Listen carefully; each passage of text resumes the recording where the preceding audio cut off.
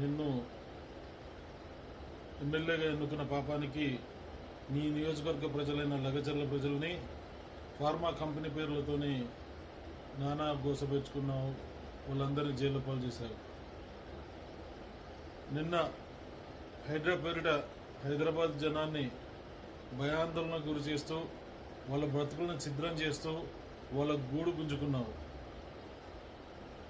తెలంగాణ రాష్ట్రంలో ఎవ్వరి ముందు మైకు పెట్టినా కానీ నీ పీడ ఎప్పుడు విరగడవుతుంది, నీ పాలన ఎప్పుడు అంతమవుతుందని ప్రజలు నిర్మోహమాటంగా నిర్భయంగా మైకుల ముందు చెప్పే పరిస్థితి ఉంటే, ఇవాళ ప్రజలే కాదు ప్రకృతి వన్యప్రాణులన్నీ కూడా ఈ రేవంత్ రెడ్డి పాలన ఎప్పుడు అంతమవుతుంది, రేవంత్ రెడ్డి పీడ ఎప్పుడు పెరుగుతుంది అనే పరిస్థితికి తీసుకొచ్చావు. 400 ఎకరాల్లో జనాలకి, హైదరాబాద్ జనాలకి ఆక్సిజన్ అందించే ఒక అద్భుతమైన యూనివర్సిటీలోని 400 ఎకరాలు బిల్లురావు చేతిలో ఉన్నప్పుడు కూడా ఒక్క ప్రాణికి కూడా హాని జరగలేదు. 20 ఏళ్ళు ఏ ప్రభుత్వం వస్తే ప్రభుత్వాలు కొట్లాడితే ఇవాళ నువ్వు మాత్రం ఒక పసిపాపని, రాష్ట్ర ముఖ్యమంత్రి అంటే తండ్రి లాంటి వాడు, ఒక పసిపాపని రాక్షసుడి దగ్గర, బిల్లురావు లాంటి రాక్షసుడి దగ్గర ఉన్నప్పుడు కూడా క్షేమంగా ఉంది. కానీ ఒక ముఖ్యమంత్రి, ఒక తండ్రి లాంటి నీ దగ్గరకు వచ్చిన తర్వాత మాత్రం ఇక 400 ఎకరాలు అల్లాడిపోయింది.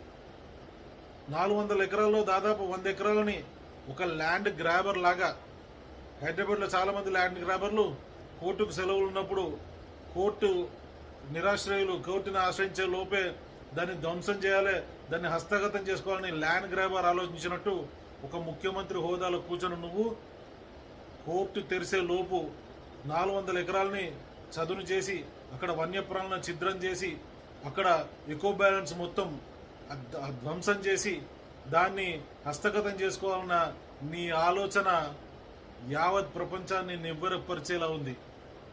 పక్క రాష్ట్రం విద్యార్థులు లేదా పక్క రాష్ట్ర ప్రజలు ప్రతి ఒక్కరు కూడా ఆ వన్యప్రాణులను చూసి అయ్యో పాపం అంటున్నారే. ఇక్కడ ప్రజలతో పాటు వన్యప్రాణులకు కూడా నువ్వు ముఖ్యమంత్రివే, కానీ నీకు మాత్రం కనీసం జాలి దయ లేకుండా వాటన్నిటిని ఛిద్రం చేస్తూ అక్కడ ఉన్న అడవిని ధ్వంసం చేస్తూ అక్కడ పర్యావరణాన్ని మొత్తం నాశనం చేసుకుంటూ నీకు ఇప్పటికి కూడా సోయి అనిపించట్లేదా? కోర్టు కాదు, నువ్వే సిగ్గు తెచ్చుకో. రేవంత్ రెడ్డి నుంచి రవ్వంత్ రెడ్డిగా మిగిలిపోయే లోపే జ్ఞానం తెచ్చుకొని ఆ 400 ఎకరాల జోలికి పోకుండా నువ్వు అనుకున్న ఫార్మా సిటీయో నీ మానస పుత్రికైన ఫ్యూచర్ సిటీ వైపు పో. అక్కడ ఇంకో 400 ఎకరాలు ధ్వంసం చేసుకో, ఏమన్నా చేసుకో, కానీ ఈ యూనివర్సిటీ స్థలాన్ని, విద్యార్థుల స్థలాన్ని, వన్యప్రాణుల స్థలాన్ని జోలికి పోకు. ఇప్పటికైనా బుద్ధి తెచ్చుకో. ఎవరైతే ఆక్షన్ పెడితే దాంట్లో పాల్పంచుకుందాం అనుకుంటున్నారో వాళ్ళందరూ కూడా విజ్ఞప్తి, మీరందరూ కూడా స్వచ్ఛందంగా ఒక నోటిఫికేషన్ ఇవ్వండి. ఐటీ కంపెనీలు కావచ్చు, పెద్ద పెద్ద కంపెనీలు, ఏది రియల్ ఎస్టేట్ కంపెనీలు, మైహోమ్ కావచ్చు, రాజపుష్ప కావచ్చు, అపర్ణ కావచ్చు, మీరందరూ కూడా ముందుకొచ్చి మీరందరూ స్వచ్ఛందంగా చెప్పండి. ప్రభుత్వం రేపు పొద్దున వేలం పాట వేస్తే కూడా దాంట్లో మేము పాల్గొనమని చెప్పండి.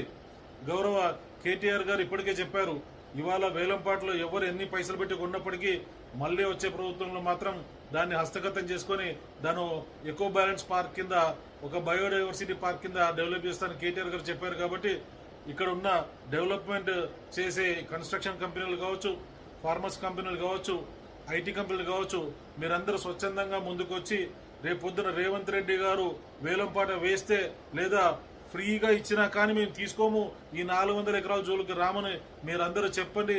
తద్వారా ఈ హైదరాబాద్ ప్రజల మన్ననలు పొందే విధంగా మీరందరూ కూడా ముందుకు రావాలని యావత్ తెలంగాణ కంపెనీలకి, ప్రజలకి అందరికి కూడా విజ్ఞప్తి చేస్తూ సెలవు తీసుకుంటున్నారు. జై తెలంగాణ.